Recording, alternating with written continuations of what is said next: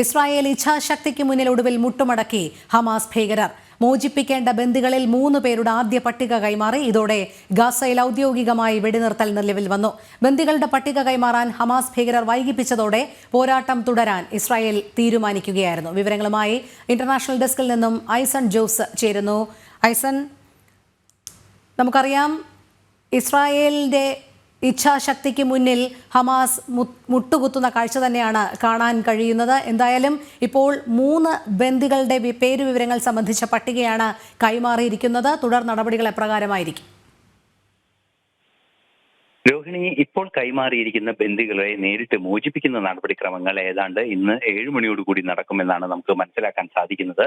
ഇന്ന് 7:30 അവരുടെ ഇന്ത്യൻ സമയം 7:30 അവരുടെ മോചനം സാധ്യമാകുമെന്നാണ് അറിയിക്കുന്നത്. 4 മണിയോടുകൂടി പ്രാദേശിക സമയം, ഇസ്രായേലിന്റെ സമയം 4 മണിയോടുകൂടിയായിരിക്കും മോചനം നടപ്പാക്കുക എന്നാണ് മനസ്സിലാക്കാൻ സാധിക്കുന്നത്. നമുക്ക് അറിയാവുന്നതാണ്, ശക്തമായ ഒരു ആക്രമണം ഇസ്രായേലിന് ഹമാസിന് നേരെ, ഹമാസിന്റെ ശക്തി കേന്ദ്രങ്ങൾക്ക് നേരെ ഗാസയിൽ നടന്നു എന്നതൊരു യാഥാർത്ഥ്യം തന്നെയാണ്. ഇന്ന് രാവിലെയും ആ ആക്രമണം നടത്തേണ്ട ഒരു സാഹചര്യത്തിലേക്ക് ഇസ്രായേൽ പ്രതിരോധ സേന എത്തിപ്പെട്ടു എന്നതാണ് ഏറെ ഗൗരവമേറിയ ഒരു വിഷയം. നമുക്കറിയാവുന്നതാണ്, ഈ ഹമസിനെ നൽകിയ നിർദ്ദേശം അനുസരിച്ച് 33 ബന്ദികളുടെ പട്ടിക ആദ്യ ദിവസം തന്നെ നൽകണമെന്നായിരുന്നു ധാരണ. അതിൽ ഈ പട്ടിക നൽകുന്നത് വൈകിപ്പിക്കാനുള്ള ഒരു നീക്കം ഹമാസിന്റെ ഭാഗത്തു നിന്ന് വളരെ കൃത്യമായി ഉണ്ടാവുകയും ചെയ്തു. ഇത് നേരത്തെ നമുക്കറിയാവുന്നതാണ്, ഹമാസ് ചില നിക്ഷിപ്ത താല്പര്യങ്ങളുടെ അടിസ്ഥാനത്തിൽ പലരെയും പട്ടികയിൽ ഉൾപ്പെടുത്താനുള്ള ഒരു നീക്കം നടത്തിയിരുന്നു. ഈ വ്യക്തികളെ കൈമാറുന്നതോടൊപ്പം തന്നെ, അതായത് ഇസ്രായേലിലെ സ്വദേശികളായി ബന്ദികളായി കഴിയുന്നവരെ കൈമാറുന്നതിനോടൊപ്പം തന്നെ പാലസ്തീൻ തടവുകാരായ 1000-ഓളം പേരെ വിട്ടയക്കാനുള്ള ഒരു ധാരണ ഇസ്രായേലുമായി നിലനിന്നിരുന്നു.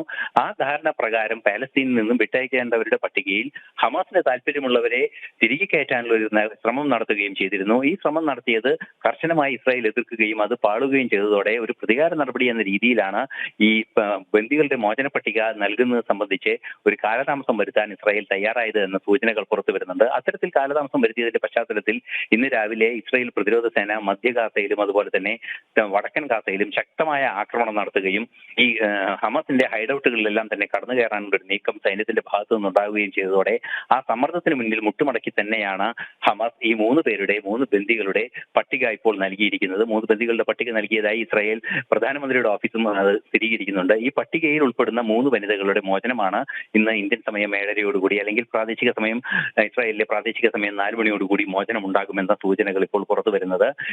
ഈ മോചനം, ആദ്യഘട്ടത്തിലുള്ള 3 ബന്ദികളുടെ മോചനം ഇന്ന് തന്നെ 33 ബന്ദികളെ മോചിപ്പിക്കാനുള്ള നടപടികൾ ആരംഭിക്കുന്നതിന്റെ ആദ്യഘട്ടമായി കണക്കാക്കിക്കൊണ്ടാണ് ഈ നീക്കം നടത്തിയിരിക്കുന്നത്.